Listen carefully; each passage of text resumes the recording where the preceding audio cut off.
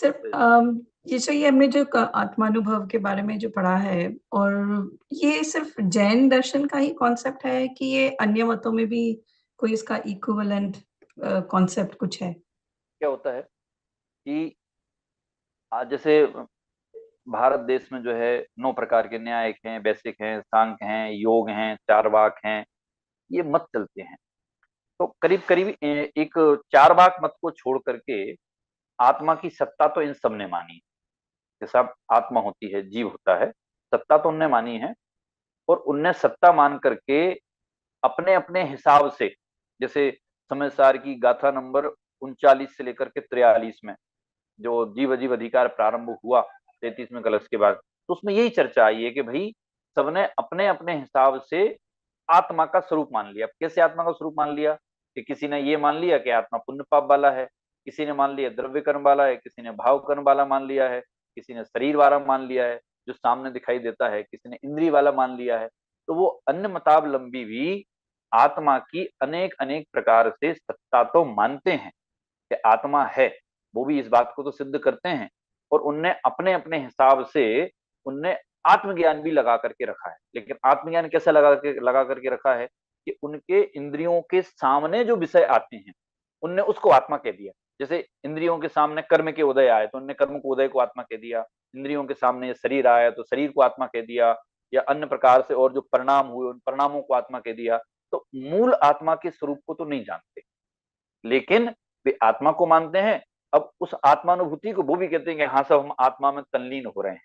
पर वो तल्लीन होना मतलब क्या? जब तक उसका सही स्वरूप ज्ञान में नहीं आएगा तब तक कैसे होगा? उसका काम नहीं हो सकता है।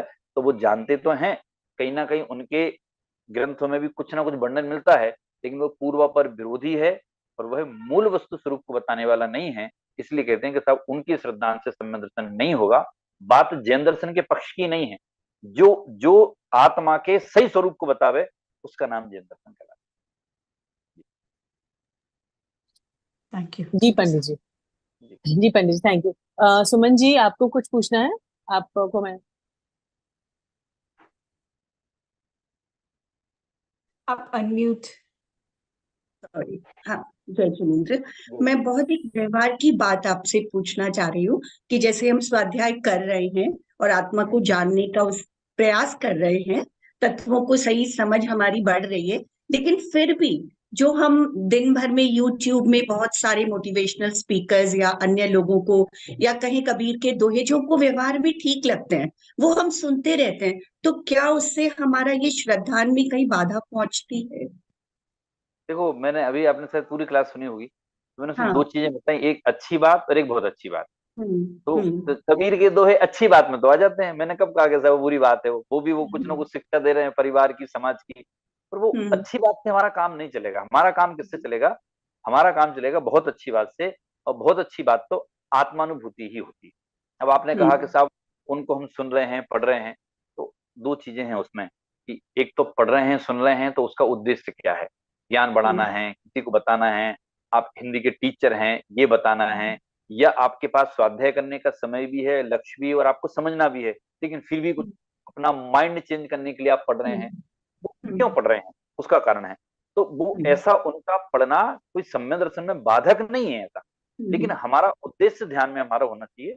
उसके लिए हम बहुत सरल शब्दों में बात करते हैं कि जिनमें आप वो पढ़ रहे हैं वो उतनी बड़ी समस्या नहीं है, लेकिन जिनवाणी के प्रति यदि उपेक्षा भाव होगा समस्या वहां खड़ी हो जाएगी। उपेक्षा भाव कैसा होगा कि जैसे अभी आपको ये आपकी जो क्लास चल रही है, अब आपको कहा कि सब ये 3 पेज सबको दिए और सबको पढ़ के आना है और सबको फिर डिस्कस करना है बाद में। आपके पास पर्याप्त समय भी था, पर आपको तो कबीर के दोहे अच्छे लग रहे थे तो आपने नहीं पढ़े वो। तो ये उपेक्षा भाव हो गया। ये उपेक्षा भाव बाधक होगा, वो पढ़ना बाधक नहीं है। तो सब ठीक है, काम करेंगे, हम अंदर में सम्मान का भाव रखेंगे और वो पढ़ते रहेंगे, पर ऐसा तो संभव नहीं होता है ना। उनके पढ़ने का विरोध नहीं है, पर उनके पढ़ने का सुनने का कारण तो होगा ना। वैसे तो बहुत सारी चीजें हैं, आप कहाँ कहाँ जाओगे? यूट्यूब है, यूट्यूब में तो इतना मटेरियल है कि अभी पूरा पंचम काल खत्म हो जाए तो भी खत्म नहीं होगा। पर हम प्रयोजन भूत तो छांट लेते उसमें से ना। तो हमारा प्रयोजन और लक्ष्य तो आत्मा का अनुभव होना चाहिए। बाकी फिर आप जो कर रहे हो करो, उसमें क्या हो रहा है। हाँ, मेरा क्वेश्चन उससे रिलेटेड ही है जो पहले पूछा गया था कि दूसरे धर्म में भी सम्यक दर्शन जैसी कोई चीज है क्या? तो जिसे वो कहते हैं कि मेडिटेशन और कुंडलिनी जागरण या आज्ञा चक्र का खुलना या ऐसा सिमिलर एक्सपीरियंस होगा क्या अनुभूति में भी? आई मीन आत्मानुभूति में। नहीं, देखो सिमिलर एक्सपीरियंस मतलब एक्चुअली में वो तो देखो मैं आपको बताता हूँ कि मेडिटेशन की बात करते हैं हम। आप काफी थके हुए हो, सभी थके हुए हैं, मतलब थकने का मतलब कोई दौड़ना नहीं होता है। जो हमारे निरंतर विकल्प चल रहे हैं ना, वो विकल्प चल रहे हैं कुछ, और हमारे विकल्पों के विपरीत काम होता है। तो उपयोग थक जाता है, आकुलता होने लगती है, अरे साहब बहुत हो गया, अब थोड़ा रिलैक्स करने के लिए जाना है, ऐसा हम बोलते हैं। तब मेडिटेशन केंद्र जाएंगे आप, वहां गए तो बहुत सारे लोगों ने अलग अलग व्यवस्था कर रखी है। समझ लीजिए किसी ने एक ऐसी व्यवस्था कर रखी है कि आप वहां गए तो एक बराबर आपको एक छोटा सा कमरा दिया, 4x4 का एकदम, वहां स्लो म्यूजिक म्यूजिक चला दिया। आपको लेटने बैठने खड़े होने की सुविधा है वहां। अब आपसे कहा कि जैसे आप खड़े होना चाहे बैठना चाहे वैसे बैठ जाओ आप।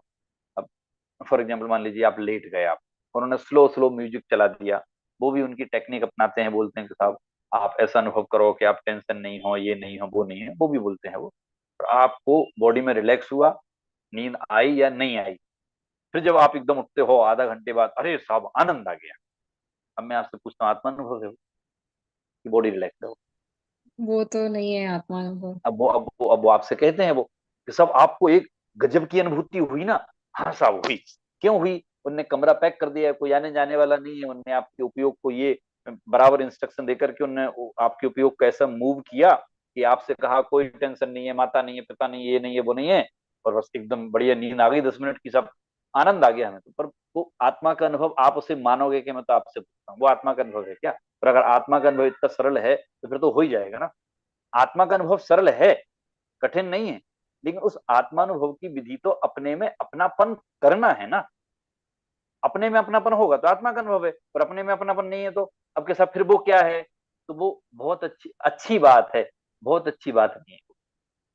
और हमें तो बहुत अच्छी बात की जरूरत है। अच्छी बातें तो दुनिया में सभी कर रहे हैं, ये नहीं करो, वो नहीं करो, ये जाओ। आप देखो, आप अन्य मतावलंबियों के भी आप यूट्यूब पे भाषण भरे पड़े हैं, बेटियों को ये करना चाहिए, बेटों को ये करना चाहिए, घर में ये करना चाहिए। तो एक बात कहता हूँ कि जिस अपनी अध्यात्म की सभा में अध्यात्म का जोर नहीं हो और ये घर जोड़ने तोड़ने की बात हो, तो कह रहे अध्यात्म होना चाहिए, जोड़ने तोड़ने की बात है, अध्यात्म की सभा नहीं है वो। क्या करना, सब सब समझदार हैं, सब अपने प्रयोजन से रास्ते निकाल लेते हैं कि किसको किससे बनानी हो, किससे तोड़नी है। पर आत्मानुभव का रास्ता तो कोई नहीं निकालता ना। तो इसलिए वो आत्मानुभव विशुद्ध रूप में नहीं है, और उनका और आत्मानुभव का कहीं से कहीं तक कोई मेल भी नहीं है। मतलब वो एक एक आपका रिलैक्सेशन मुद्रा है, वो आप घर पे भी कर सकते हो, पर वो आत्मानुभव नहीं है। आत्मानुभव तो जनागम के आधार से समझ करके, आत्मा का निर्णय करके, वस्तु स्वभाव का निर्णय करके, जो अपने में अपनापन करना है, उसका नाम आत्मानुभव करना है।